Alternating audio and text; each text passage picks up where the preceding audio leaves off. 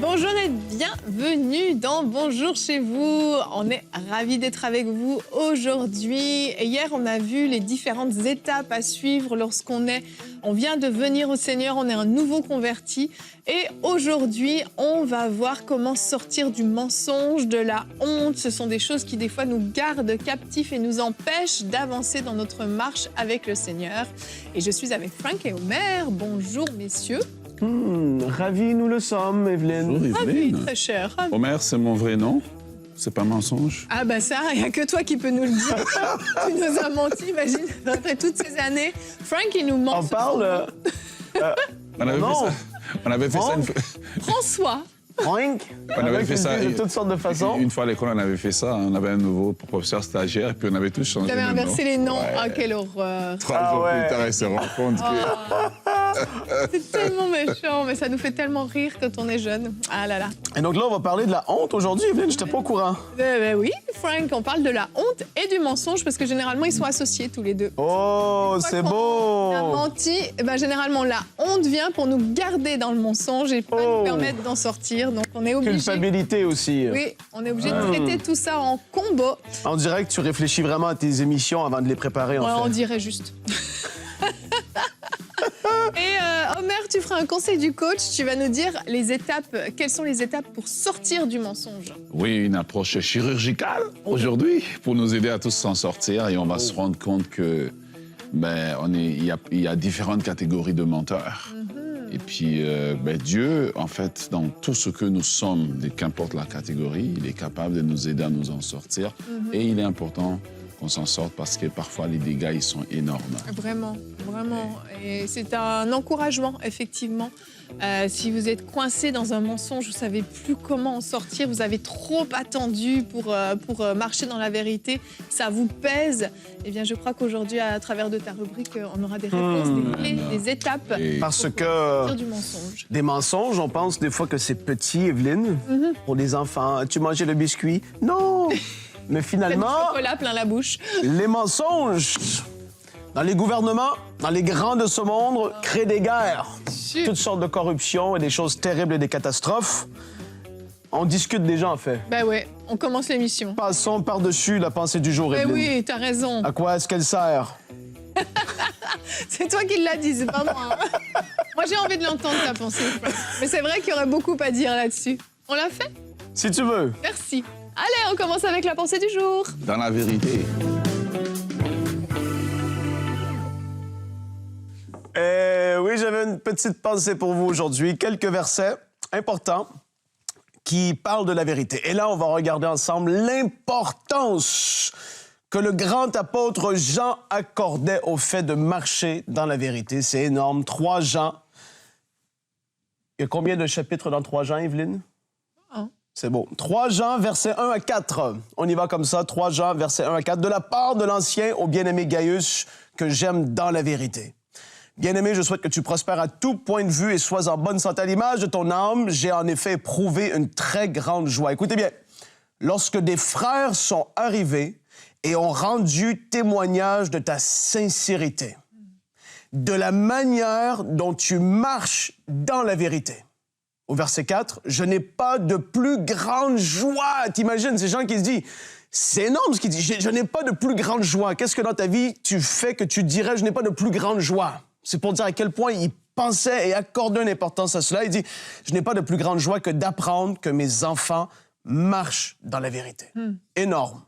T'imagines à quel point c'est important. Et là, aujourd'hui, je voudrais pouvoir mettre de l'avant quelques bienfaits de marcher dans la vérité. Proverbe 2, verset 7. « Il tient le succès en réserve pour les hommes droits.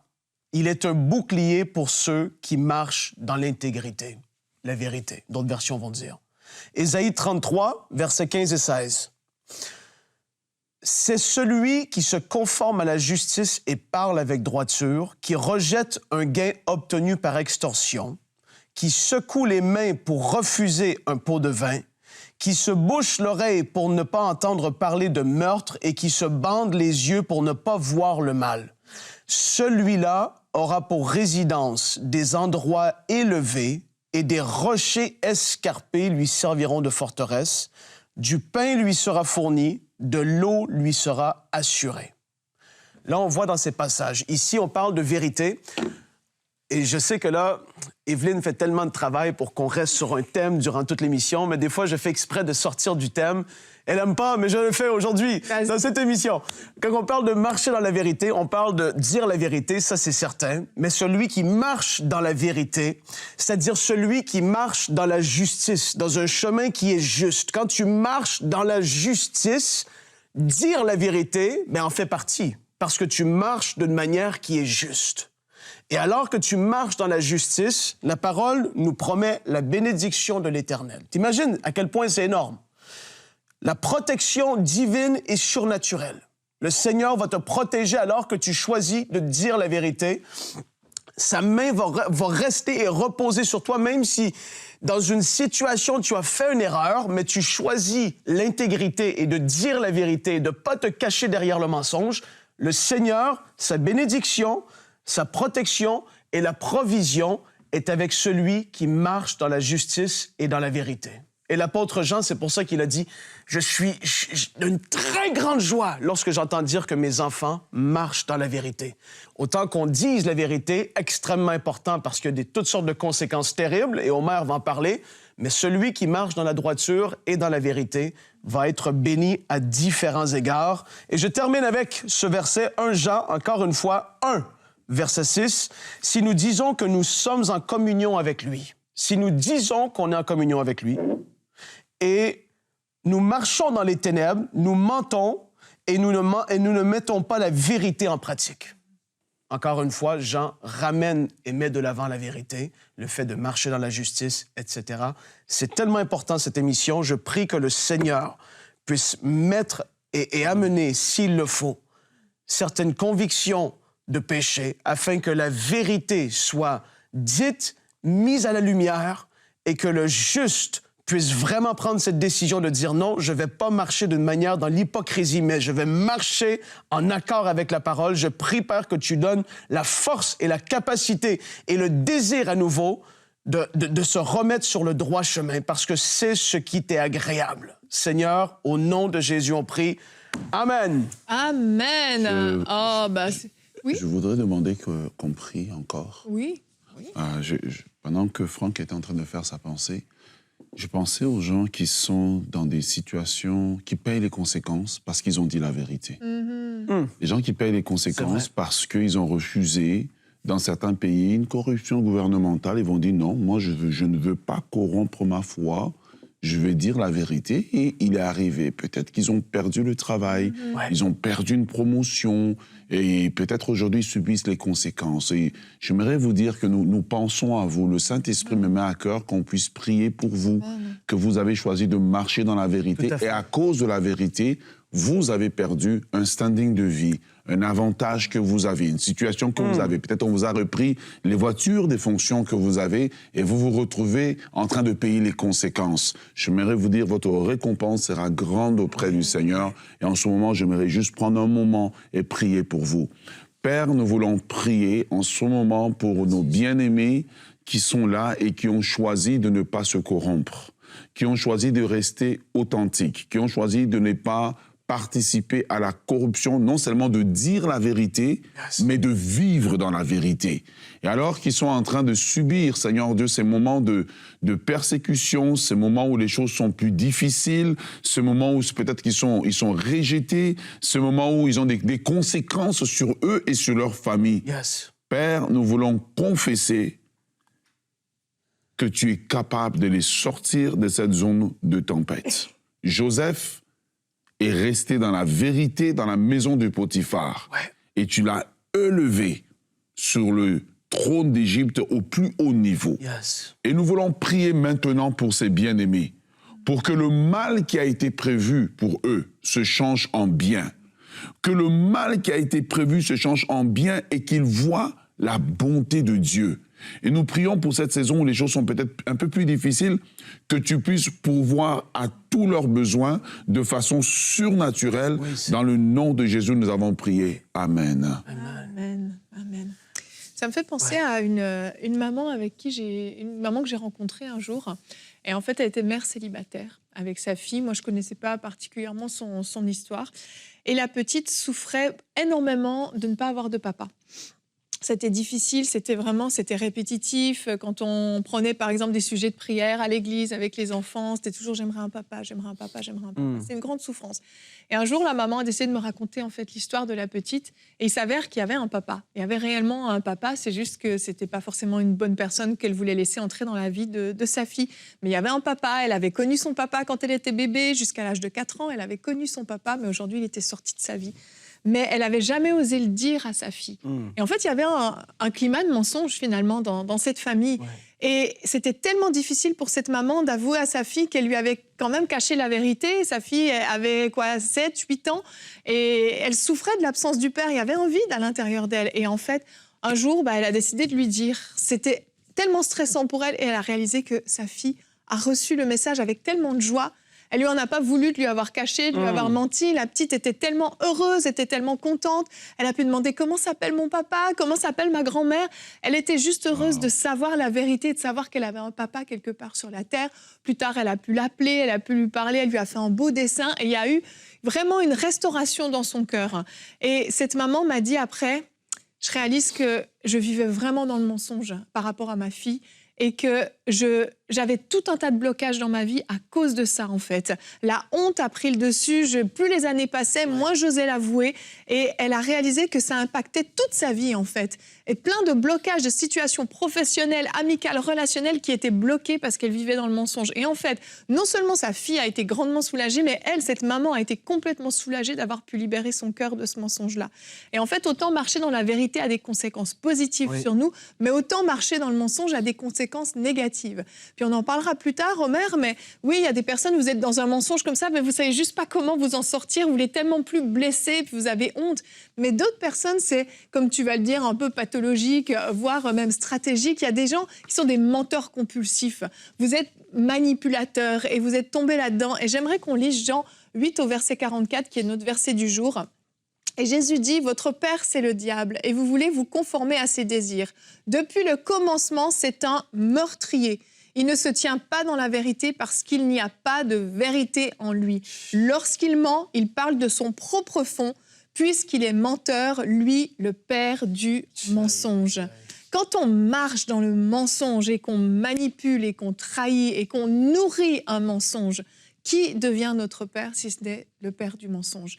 Et je crois qu'il y a vraiment des prises de conscience qu'il faut avoir aujourd'hui. Il y a certaines personnes, et vous avez eu le courage de suivre cette émission, et c'est déjà extraordinaire, mais vous avez accepté de vivre dans une manipulation et un mensonge. Vous avez trahi votre époux, votre épouse, et vous continuez et vous vous embourbez dans tout un tas de mensonges, couche après couche, au point où vous-même, vous ne savez plus du tout ce qu'est la vérité. Et j'aimerais vraiment vous inviter à vous repentir aujourd'hui. Oui, c'est peut-être que vous êtes compromis, peut-être que vous êtes allé trop loin, mais il est temps de marcher dans la vérité et de changer les choses parce que le Seigneur nous demande de marcher dans la vérité. Et il y a, comme Frank l'a dit, tellement de bénéfices à marcher dans la vérité. Mais je vous propose qu'on enchaîne avec ta rubrique, Omer, parce que je pense que la majeure partie des gens qui nous écoutent aujourd'hui veulent s'en sortir, mais ne savent juste pas comment faire. C'est pas forcément toujours volontaire. Quelle description terrible, celle du diable. Ah, vraiment. Ah! Dégueu, hein? J'ai fini. Voilà, merci. Bon.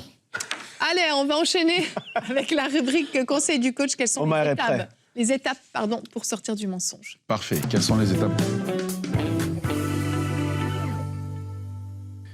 J'aimerais commencer par affirmer que sortir du mensonge, c'est possible, mais je pense que il nous convient à nous de faire une chirurgie, un scanner pour pouvoir comprendre d'abord c'est quoi, parce que parfois on est pris dans quelque chose, mais on ne sait pas c'est quoi.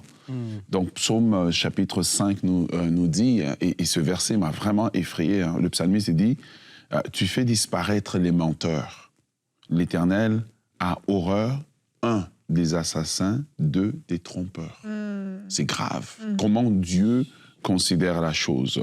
Psaume 34, le verset 7 nous dit, « Alors, préserve ta langue du mal et tes lèvres des paroles trompeuses. » C'est ce que Dieu veut. Vous savez, Le mensonge consiste à communiquer intentionnellement des fausses informations, des informations trompeuses en vue d'induire quelqu'un en erreur. Mais ce n'est pas seulement des informations, mais aussi une image. Oui. Aujourd'hui, alors que nous sommes dans le monde des médias sociaux, avec les filtres pour nos photos, voilà, que le Saint-Esprit nous aide.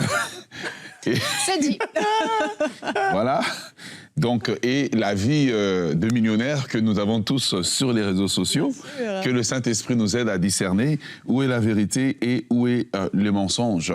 Mais en fait, pourquoi les gens mentent? Je me suis posé la question en préparant cette rubrique, parce que c'est bien de parler des étapes pour sortir, mais il faut comprendre pourquoi. Pourquoi les gens mentent? Eh bien, les gens mentent premièrement pour se protéger, la peur des conséquences. Quand Dieu pose la question à Adam et Ève, qui vous a dit que, voilà, qui t'a dit tu étais nu, Dieu leur pose la question, mais comment ça se fait que vous avez mangé l'arbre? Adam dit, mais c'est la femme que tu as mis à côté de moi.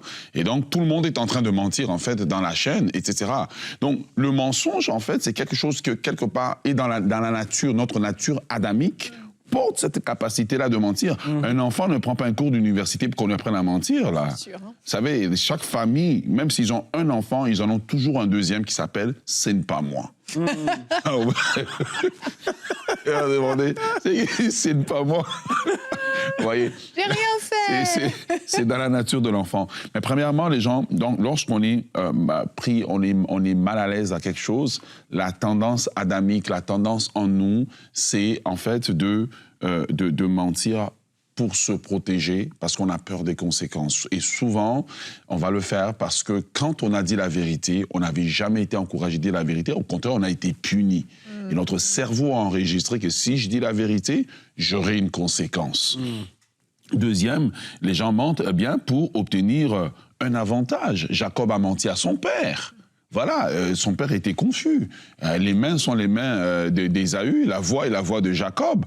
Et Jacob, il a confirmé, mais il a subi des conséquences dans sa vie. Ouais. Donc, on ment pour obtenir un avantage. 3, on ment pour, éviter, une douleur émotionnelle, etc. Abraham a dit que Sarah, c'était sa sœur. On ment pour compenser certains déficits que nous avons. Donc, souvent, on va le voir vraiment aujourd'hui sur les réseaux sociaux, comment les gens se présentent. On a l'impression qu'ils ont la vie des rêves et des enfants de Dieu, là. Hein. On ment. On ment que mon assemblée est 600 personnes alors que vous êtes juste 250. Mais c'est un mensonge. Voilà. Donc, 3 types de menteurs. Continuons. Les menteurs ne sont pas les mêmes. Mais il existe 3 types de menteurs. Il y a les menteurs occasionnels. Voilà. Quand tu as été pressé, tu as dit quelque chose rapidement. Et souvent, lorsqu'on a menti occasionnellement, le Saint-Esprit en nous crée un malaise comme il a fait chez Pierre. Pierre a dit, non, je ne le connaissais pas, mais il avait peur de mourir, etc. Il dit, non, je ne connais pas cet homme, je ne connais pas cet homme. Il s'est mis à dire des grossièretés, etc., à reprendre les gens sévèrement. Mais en réalité, Pierre était juste quelque chose de occasionnel, qui est arrivé parce qu'il était pressé par un événement, et on voit après qu'il est parti se repentir. Oui. Ouais. C'est souvent des mensonges par peur, en fait. On est pris de court et on a peur. C'est ça. Et souvent, on a comme envie de juste venir réparer. Tu sais quoi? Tu sais, j'ai dit ça, mais tu sais, c'était pas ça. Et ta conscience te reprend encore automatiquement. À ce niveau-là, quoi. À ce niveau-là, ta conscience te reprend automatiquement. Ouais. Mais là, montons maintenant dans les catégories des poids lourds. Il existe des menteurs, les menteurs pathologiques. Eux, c'est les professionnels du mensonge. Les professionnels du mensonge. Et ce que j'aimerais dire, c'est que ça ne touche pas seulement les gens en bas de l'échelle sociale, ou les gens qui sont assis dans les bancs à l'église, même ceux qui prêchent peuvent être des menteurs pathologiques, voilà. Et comment on peut être un menteur pathologique? On est un menteur pathologique parce que je peux même me créer une image que je suis spirituel et je passe beaucoup de temps dans le jeûne et la prière, alors que je ne jeûne absolument pas, je n'ai absolument pas de vie de prière, mais je donne l'impression aux gens. Mais ça fait tellement longtemps que je fais cette chose que pour moi, ce n'est même plus devenu un mensonge. Maintenant, c'est une identité. C'est de ça que Jésus parle, qui dit que le diable ment dès le le commencement. Il ment depuis tellement longtemps qu'on l'appelle le père du mensonge. C'est devenu son identité. Et lorsque on fait un mensonge occasionnel, un autre mensonge occasionnel, on ne se répand pas, à un moment donné, on tombe dans la catégorie des menteurs pathologiques. Et là, je suis devenu un professionnel de la chose. Je sais comment couvrir les choses, comment même parfois faire que les gens se sentent mal. Et là, je mens de façon compulsive, je mens régulièrement. Et ce sont même des mensonges programmés, préparés dans le but d'attirer de l'attention, dans le but de me montrer plus grand que nature, en fait. Vous voyez, plus spirituel que je ne le suis, plus riche que je ne le suis. De montrer que, ben, moi, j'ai la vie, j'ai réussi. Et sous des apparences de spiritualité, bien, vous ressemblez exactement au diable. Et Dieu peut vous libérer de cela. Amen. Quand le mensonge est une fréquence habituelle, quand la tendance à mentir, c'est quelque chose de tout le temps. Tu as été congédié, mais tu dis que tu as démissionné. Et tu le fais plusieurs fois, en fait. Et l'un des problèmes dans lesquels on ne grandit pas, on ne voit pas les bénédictions de Dieu, c'est parce que beaucoup de gens sont... Parce qu'on pense qu'un menteur pathologique, c'est quelqu'un qui dit des gros mensonges. Non, c'est quelqu'un qui cultive simplement une certaine image de lui et qui ne veut pas mal paraître par des mensonges réguliers qu'il entretient. Alors, faisons vite. Alors, le dernier type de menteur, ben, c'est les menteurs stratégiques. Et lui, il ment parce qu'il veut monter les échelles d'une organisation. Souvent, ce genre de menteurs-là, c'est des gens spécialisés à faire des crocs en jambes aux gens. Ils vont préparer leur terrain, ils vont mentir de façon préméditée, de façon calculée, motivés par l'ambition de monter les échelles, motivés par la cupidité ou le désir de pouvoir. Et souvent, dans leurs mensonges, la caractéristique est souvent de faire mal paraître les autres. Ils vont dire une chose et ils vont juste la grossir juste assez pour créer les doutes par rapport à quelqu'un et que les autres personnes puissent embarquer dedans. Et qu'est-ce qu'il fait? Il va en fait polluer tout un système. Pourquoi? Je veux mal faire paraître l'autre pour que moi, je puisse monter. Donc, je ne veux pas nécessairement dire que moi, je suis bon, mais je vais, en diminuant l'autre, automatiquement, je parais bon. Vous voyez, la réunion est à 8h30. Eh bien, je veux faire comprendre l'autre tranquillement que c'est à 8h45. Quand il arrive en retard, ah ben, c'est dommage, hein? Et comment on sort du mensonge, alors? Comment on sort du mensonge? C'est super intéressant, hein? Mais qu'est-ce que le mensonge va faire, en fait? Les conséquences du mensonge. Premièrement, la perte de confiance. Les jours où on découvre que vous êtes menteur, là, il n'y a plus personne qui va vous faire confiance. Deuxièmement, on va avoir la détérioration des relations. Voilà, personne ne veut être ami avec quelqu'un, surtout qui est un menteur pathologique, compulsif. Et troisième des choses, l'isolation. On va être isolé parce que les autres nous perçoivent comme étant un dangereux parce que ben, on ne sait plus quoi croire. Et c'est comme si le jour où on découvre ça, ben, on tombe des nues, en fait. Quatrième des choses, bien, la création d'un climat de suspicion. On est tout le temps en train maintenant de soupçonner non seulement toi, mais tout le monde. Si lui, il a fait ça, est-ce qu'il y en a d'autres aussi qui le font? Et finalement, pour sortir du mensonge, premièrement, vous devez avouer que vous avez un problème. Les menteurs pathologiques, les menteurs stratégiques le font depuis tellement longtemps que c'est très difficile d'avouer que c'est un problème chez eux. Il faut avouer que c'est un problème. La parole de Dieu nous dit, si nous confessons nos péchés, il est fidèle et juste pour nous les pardonner. Arrêtez de le faire passer comme de la spiritualité, l'humilité. Vous avez un problème de mensonge pathologique, chronique, et peut-être parfois c'est quelque chose même que vous avez hérité, ou c'est peut-être dû à un trauma que vous avez vécu, et vous avez dit, moi je ne serai plus celui qui va être dépassé lors d'une promotion, je vais tout faire pour monter les échelles, et vous avez besoin que Dieu puisse guérir votre cœur et vous sortir de là. Donc, reconnaissez. Deuxièmement, identifiez en fait les motivations et les racines. Vous devez vous asseoir. Dans quelles sont les circonstances dans lesquelles je mens? Pourquoi je mens? Pourquoi c'est si important pour moi de le mentir? Parce que derrière le mensonge, en fait, il y a un manque de foi que Dieu est capable de m'élever sans que je n'ai besoin de me corrompre, en fait. Donc, c'est important de s'asseoir et puis d'analyser nos mensonges. Qu'est-ce qu'il y a derrière? Est-ce qu'il y a la peur, il y a la recherche de validation? Pourquoi j'ai tant besoin de cette recherche de validation? Est-ce qu'il y a une blessure intérieure qui est cachée derrière? Est-ce qu'il y a un manque d'assurance de moi-même, un manque de foi envers Dieu? C'est très important de s'asseoir et de dire à Dieu, révèle-moi la racine de ce mensonge. Et Dieu sera capable de nous révéler. Et c'est là même que quand on va arriver pour confesser et renoncer, ça sera puissant parce que on va vivre une délivrance. Troisièmement, comme Frank le disait, bien décider de marcher dans la vérité. La vérité aura ses exigences, aura ses conséquences, mais décider de marcher dans la vérité, prenez l'engagement ferme d'abandonner le mensonge et de vivre une vie honnête. Rejetez les justifications et apprenez à affronter la vérité, même quand cela est difficile. Éphésiens 4, 25 nous dit « Rejetez le mensonge et que chacun de vous parle selon la vérité. » Numéro 4,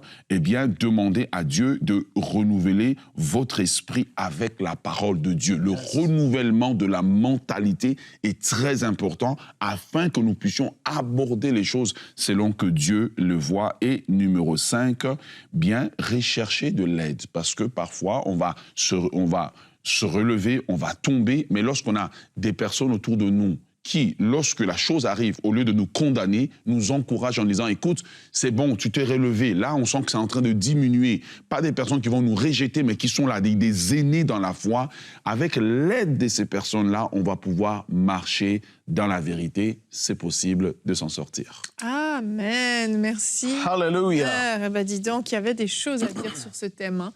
On sent que c'est quelque chose d'important, vraiment, vraiment. Et je crois que le Seigneur nous encourage vraiment à marcher dans la vérité. D'ailleurs, une des parties de l'armure est la vérité. C'est quelque chose qu'on doit porter à nos reins et on vous encourage. Qui est la ceinture. Amen.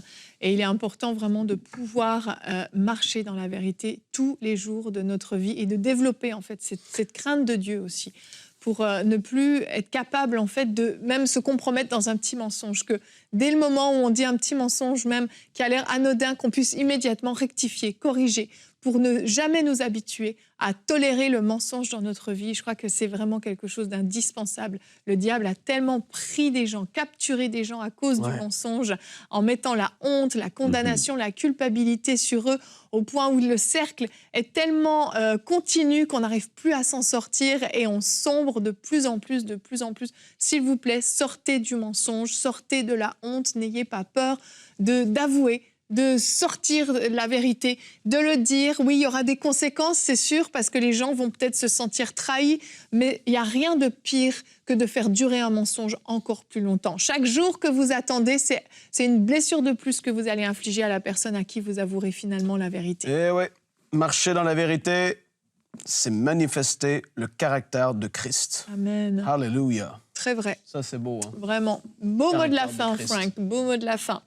Et on va... On va faire une semaine, peut-être une série spéciale sur le caractère de Christ. J'en ai des séries que je dois faire cette semaine. Vous êtes inspirés, c'est génial. Il y avait celle, tu te rappelles, Omer, c'était être en bonne santé dans nos émotions, qu'on appelle la santé émotionnelle. Tout à fait. On en a parlé un petit peu en début d'année. Quand même. Le caractère de Christ. 2025, ça va être chaud. Ça va être riche. On devient de plus en plus profond. Je prends note. Caractère de Christ, hein, Evelyne? J'essaie de noter, merci. Tu t'en rappelleras. On rappellerai. Demain, Dieu a tracé une destinée pour toi. Et oui, le Seigneur a des projets pour nos vies. Il n'a oublié personne. Et si vous êtes peut-être nouveau dans le Seigneur, eh bien, vous allez voir que Dieu a quelque chose qu'il a prévu pour vous et vous pouvez y entrer dès que possible.